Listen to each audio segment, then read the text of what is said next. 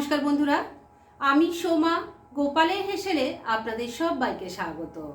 আজকে ভাত রুটি পরোটার সাথে খাওয়ার জন্য দারুণ টেস্টি নিরামিষ রেসিপি আপনাদের সাথে শেয়ার করছি, যেটা আশা করছি আপনাদের সববার ভালো লাগবে। তাই চলুন সময় নষ্ট না করে রান্না করে ফেলি। আজকে দারুণ টেস্টি এই রান্নাটা করার জন্য কড়াইয়ে বেশ খানিকটা জল নিয়ে গরম করে নিয়েছি। এর মধ্যে এবার অল্প নুন দিয়ে দিলাম। এবার দিয়ে দিচ্ছি কুচিয়ে রাখা বাঁধাকপি।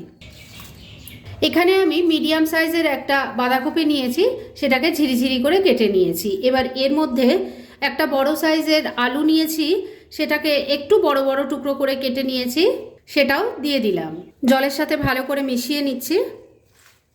সব কিছু ভালো করে মিশিয়ে নিয়েছি। এবার ফ্লেমটাকে মিডিয়ামে রেখে লিডটা লাগিয়ে 3-4 মিনিট সময় নিয়ে সমস্ত কিছু ভাপিয়ে নিচ্ছি। একদিকের ওভেনে তো বাঁধাকপি আর আলুটা ভাপানোর জন্য বসিয়ে দিয়েছি, আর আরেকদিকে আমি প্রেশার কুকারের মধ্যে অল্প একটু জল দিয়ে গরম বসিয়ে দিয়েছি। এর মধ্যে এবার দিয়ে দেব ছোলার ডাল। এখানে 1 কাপ পরিমাণ ছোলার ডাল আছে, আর এই ডালটা কিন্তু আমি ভেজানোর সময় পাইনি। প্রেশার কুকারে দেব বলে ভেজানোর দরকারও পড়বে না। দিয়ে দিলাম। এবার লিডটা লাগিয়ে দিচ্ছি, আর ফ্লেমটাকে মিডিয়ামে রেখে 4-5টা হুইসেল দিয়ে ডাল সেদ্ধ করে নেব। ডালটা এমনভাবে সেদ্ধ করতে হবে যাতে ডাল সেদ্ধ হয়, কিন্তু ডালের দানাগুলো যাতে গলে না যায়, ঠিক সেইভাবে সেদ্ধ করে আর ওইদিকে বাঁধাকপিটা ভাপিয়ে ফিরে আসছি।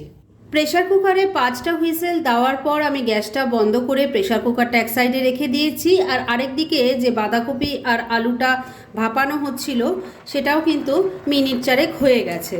এবার গ্যাসটা বন্ধ করে দিলাম।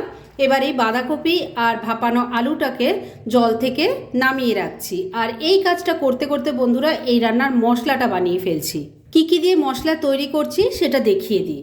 এখানে আছে 3টে কাঁচা লঙ্কা, 1 চামচ গোটা জিরে, 1 চামচ গোটা ধনে, 8-10টা গোটা গোলমরিচ আছে, আর 1 ইঞ্চি আদার টুকরোকে ছোট ছোট টুকরো করে কেটে নিয়েছি। এই সব মিশিয়ে প্রথমে শুকনো গুঁড়ো করে নেব, আর তারপর পরিমাণ মতো জল দিয়ে বেটে একটা মিহি পেস্ট তৈরি করে ফিরে আসছি। রান্নার জন্য মশলাটা তৈরি হয়ে গেছে। বাঁধাকপি আলু ভাপিয়ে জল ঝরিয়ে রেখে দিয়েছি, আর ছোলার ডালটা যে সেদ্ধ করেছিলাম সেটাও প্রেশার কুকার থেকে বার করে নিয়েছি। এবার মূল রান্না শুরু করব, সেজন্য কড়াইয়ে সর্ষের তেল দিয়ে গরম করে নিয়েছি। এর মধ্যে প্রথমে দিয়ে দিলাম অল্প একটু গোটা জিরে, দিয়ে দিচ্ছি একটা তেজপাতা, একটা শুকনো লঙ্কা, অল্প একটু হিং দিয়ে দিলাম।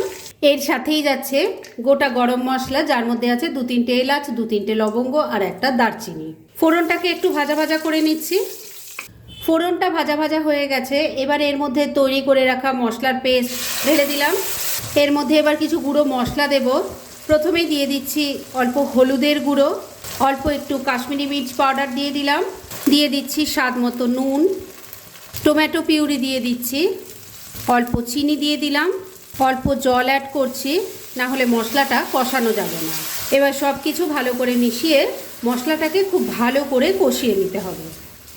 মিনিট 2 সময় নিয়ে মিডিয়াম ফ্লেমে মশলাটাকে খুব ভালো করে কষিয়ে নিয়েছি। এর থেকে দেখুন এখন তেলটা ছেড়ে দিয়েছে। এবার ভাপিয়ে রাখা বাঁধাকপি আর আলুটা দিয়ে দিলাম। মিডিয়াম ফ্লেমে রেখে মশলার সাথে খুব ভালো করে এটা কষিয়ে নিচ্ছি।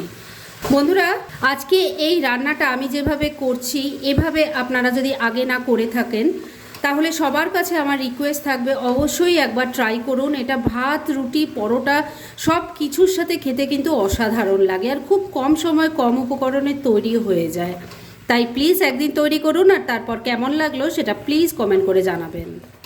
বাঁধাকপি আর আলুটাকে মশলার সাথে ভালো করে মিশিয়ে নিয়ে 2-3 মিনিট সময় নিয়ে একটু কষিয়ে নিয়েছি। তবে এটাকে আরও ভালো করে কষাতে হবে। যত ভালো করে কষানো হবে ততই কিন্তু এর টেস্ট ভালো হবে। তাই ফ্লেমটাকে লো আর মিডিয়ামের মাঝামাঝি রেখে ঢাকা দিয়ে 2-3 মিনিট রান্না করে নিচ্ছি। তবে মাঝে কিন্তু ঢাকা তুলে 2-1 বার নাড়াচাড়া করে দিতে হবে। মিনিট 4 সময় নিয়ে ঢাকা দিয়ে রান্নাটা করে নিয়েছি। এবার ঢাকা তুললাম। আমি কিন্তু মাঝে 2 বার ঢাকা তুলে একটু নাড়াচাড়া করে দিয়েছিলাম। এবার সেদ্ধ করে রাখা ছোলার ডালটা এর মধ্যে দিয়ে দিলাম, ভালো করে মিশিয়ে নিচ্ছি। সেদ্ধ করা ছোলার ডালটা দিয়ে ভালো করে মিশিয়ে নিয়েছি। এবার 2টো গোটা কাঁচা লঙ্কা দিয়ে দিলাম, ফাটিয়ে বা চিড়ে দেইনি, গোটাই দিয়েছি গন্ধটা ভালো হওয়ার জন্য। একটু মিশিয়ে নিয়ে এটাকে আবারও ঢাকা দিয়ে 3-4 মিনিট রান্না করে নেব। যেহেতু এই রান্নায় জল পড়বে না, তাই একটু ঢাকা দিয়ে দিয়ে রান্না করতে হবে, আর তাতেই কিন্তু এর টেস্ট বহু গুণে বেড়ে যাবে। মিনিট চারেক আবারও রান্নাটা হয়ে গেছে, ঢাকা তুললাম। আমি এবারও কিন্তু ঢাকা তুলে 2-3 বার নাড়াচাড়া করে দিয়েছিলাম আর নুন মিষ্টিটা চেক করে নিয়েছিলাম। দেখুন সমস্ত কিছু খুব ভালো মতো সুসেদ্ধ হয়ে গেছে, একটা মাখো মাখো টেক্সচার চলে এসেছে আর দারুণ একটা গন্ধ বেরোচ্ছে। আপনারা যখন এটা ট্রাই করবেন এটা আপনারাও ফিল করতে পারবেন। তার মানে রান্না কিন্তু এবার মোটামুটি রেডি। শুধু শেষ পর্যায়ে এর মধ্যে দিয়ে দেব অল্প একটু গরম মশলার গুঁড়ো আর দিয়ে দিচ্ছি অল্প একটু ঘি। মিশিয়ে নিচ্ছি। ঘি গরম মশলা গুঁড়োটা ভালো করে মিশিয়ে নিয়েছি। রান্না এবার একদম রেডি। গ্যাসটা বন্ধ করে দিলাম। এবার মিনিট 2-এর জন্য এটাকে স্ট্যান্ডিং টাইমে ঢাকা রেখে দিলাম আর তারপর সার্ভ করে আপনাদের দেখাচ্ছি। ফ্রেন্ডস, আমার আজকের এই বাঁধাকপির রেসিপি একদম রেডি হয়ে গেছে এবং আমি সার্ভ করে দিয়েছি। ভীষণ ইজি একটা রেসিপি, কিন্তু বাঁধাকপির মধ্যে এইভাবে যদি এক মুঠো ছোলার ডাল দিয়ে দেন রান্নাটা যে কি অসাধারণ হবে সেটা একবার ট্রাই না করা অবধি আপনারা বুঝতেই পারবেন না। তাই দেরি কেন করছেন? পারলে এটা আজই একবার বানিয়ে ফেলুন আর তারপর কেমন লাগলো সেটা প্লিজ কমেন্ট করে জানাবেন।